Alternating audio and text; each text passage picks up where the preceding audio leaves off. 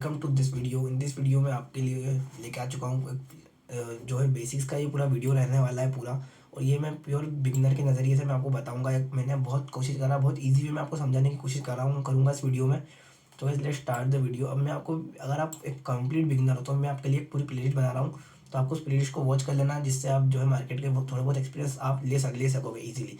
अब बिगनर्स की अगर बेसिक्स की बात करें तो बेसिक मार्केट में आपको सबसे पहले सीखना पड़ेगा। अगर आप बेसिक से चालू करें तो आपको ट्रेंड समझना बहुत ही ज़्यादा इंपॉर्टेंट हो जाता है। ठीक है, मान लो मार्केट यहाँ से ऊपर गई, ऊपर जाने के बाद मार्केट ने यहाँ से पुल बैक लिया, फिर मार्केट यहाँ से फिर ऊपर चली गई। ठीक है, फिर मार्केट ने यहाँ से वापस पुल बैक लिया, फिर मार्केट वापस पुल बैक चली गई। तो ये जो ट्रेंड होता है इस ट्रेंड को आप बेसिकली बोलोगे अप ट्रेंड। अगर मार्केट सा कुछ बिजली से पैटर्न बनाते हुए चलती है तो उसको हम बोलेंगे अप ट्रेंड। ठीक है, तो जहाँ यहाँ पे मार्केट आई इस चीज़ को आप बोलोगे हायर हाई, और ये जो यहाँ पर मार्केट नीचे आई इस चीज़ को आप बोलोगे हायर लो।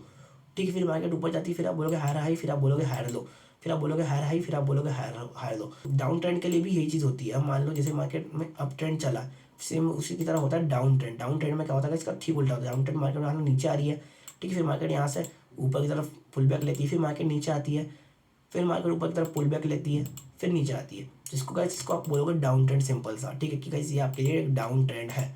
अब डाउन ट्रेंड में इसको आप बोलोगे लोअर लो, इसको आप बोलोगे लोअर हाई। ठीक है, ये आपके लिए हो जाएगा लोअर हाई, ये आपके लिए हो जाएगा लोअर लो।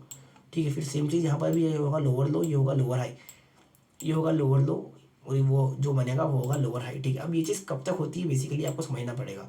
ठीक है, अब ट्रेंड में बेसिकली 3 टाइप के ट्रेंड होते हैं जो मैंने आपको बताया। ये जो अगर मार्केट ऐसे बिजली बनाते हो वो ऊपर जा रही है तो ये होगा आपके लिए अप ट्रेंड। अगर मार्केट बिजली बनाते हो नीचे आ रही तो ये होगा आपका डाउन ट्रेंड। ठीक है, अब मार्केट कभी कभी ऐसा भी कुछ रिएक्ट करती है कि मार्केट में जो है यहाँ पर मार्केट कंस ऊपर जाती है, मार्केट फिर नीचे आती है, फिर यहाँ पर मार्केट कंसोलिडेशन के वे में फंस जाती है। ठीक है, क्या ऊपर नीचे मार्केट होती है जिसको अपन बोलो कंसोलिडेशन।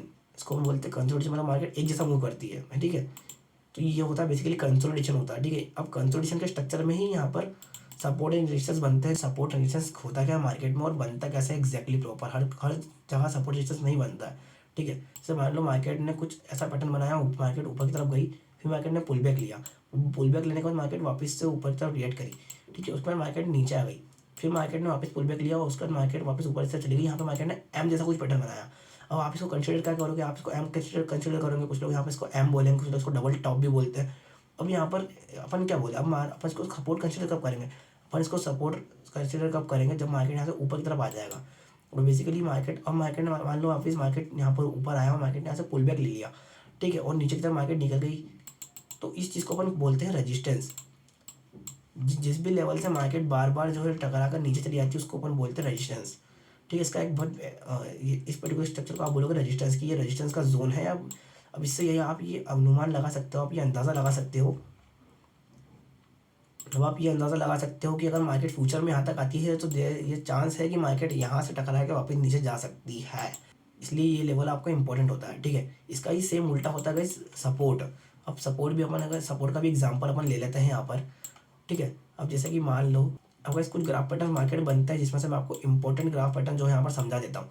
ठीक है, मार्केट में आपने ग्राफ पैटर्न्स पढ़े होंगे, चार्ट पैटर्न्स पढ़े होंगे, लेकिन मार्केट में सब चीज़ काम नहीं आती है। मार्केट में कुछ ग्राफ पैटर्न्स ही होते हैं जो मार्केट में बार बार बनते हैं, जैसे कि डब्ल्यू और एम।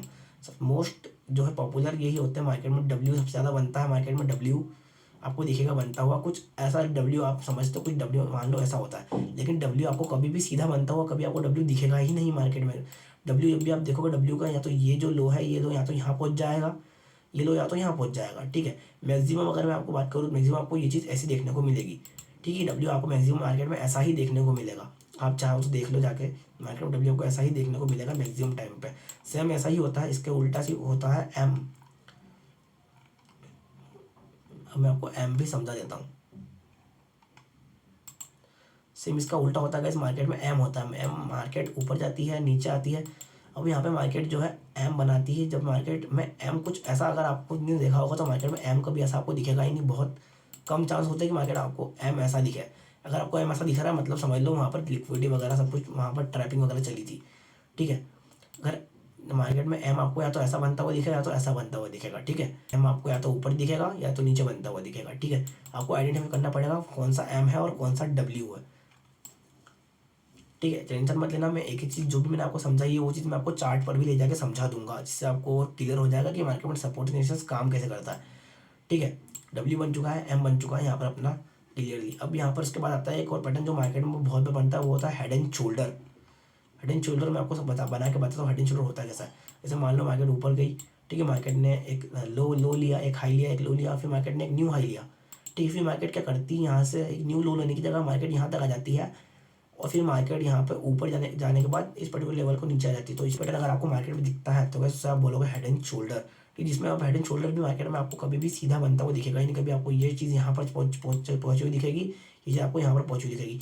कर्व में भी बन सकता है, कैसा ही बन सकता है, आपको आइडेंटिफाई करना आना चाहिए कि हेड एंड शोल्डर जैसा मार्केट में पैटर्न दिख रहा है कि नहीं दिख रहा है। अब ये तो है बुलिश, जो है इसको अपन बोलेंगे बुलिश हेड एंड शोल्डर, क्योंकि ये ऊपर की तरफ बना हुआ है। सेम हेड एंड शोल्डर नीचे भी बनता है, जिसको हम बोलेंगे बियरिश हेड एंड शोल्डर, ठीक है। अब वो भी मैं आपको एक बार बता देता हूँ कैसा बनता है, वो आपको दिखेगा बियरिश हेड एंड शोल्डर। जैसा कि मान लो मार्केट क्या करेगी, यहाँ से मार्केट ऊपर की तरफ पुल बैक लेगी, नीचे की तरफ लोअर लो बनाएगी, लोअर हाई बनाएगी, फिर नीचे आके कुछ ऐसा पैटर्न आपको दिखेगा अगर, तो ये होता है हेड एंड शोल्डर, जो है बियरिश हेड एंड शोल्डर्स को आप कह सकते हो, ठीक है। अब ये भी आपको सीधा बनता हुआ दिखेगा, ये आपको कभी ऐसा दिख सकता है, कभी आपको ऐसा दिख सकता है, कभी इसका ठीक ऐसा कुछ ऐसा दिख सकता है, आपको ये चीज़ ऐसा दिख सकती है। आपको आइडेंटिफाई करना आना चाहिए कि ये हेड एंड शोल्डर है, ठीक है। अब ये जो मैंने आपको बताया एम डब्ल्यू और हेड एंड शोल्डर, मैंने आपको ये तीन ही क्यों बनाया, क्योंकि मैक्सिमम ये आपको तीन ही दिखेंगे, बाकी जो भी आपको दिखता है वो सब, जो भी आपको चार्ट पैटर्न दिखते हैं वो सब वो मतलब रियल तो है, बाकी वो सब ना मार्केट में इतने ज़्यादा आपको दिखेंगे नहीं, इतने ज़्यादा आपको ये तीनों दिखेंगे, ठीक है। सो गाइस आई होप कि आपको इस वीडियो से बहुत ज़्यादा हेल्प मिली होगी। अगर आपकी हेल्प हो रही है इस वीडियो से, तो guys make sure you follow me, क्योंकि गाइस आपको एक लाइक से ना मुझे बहुत सपोर्ट मिलता है कि नहीं हाँ यार मैंने इतनी मेहनत करी वीडियो के लिए, तो कुछ ना कुछ फीडबैक तो आना ही चाहिए ना, मतलब समझ रहे हो ना।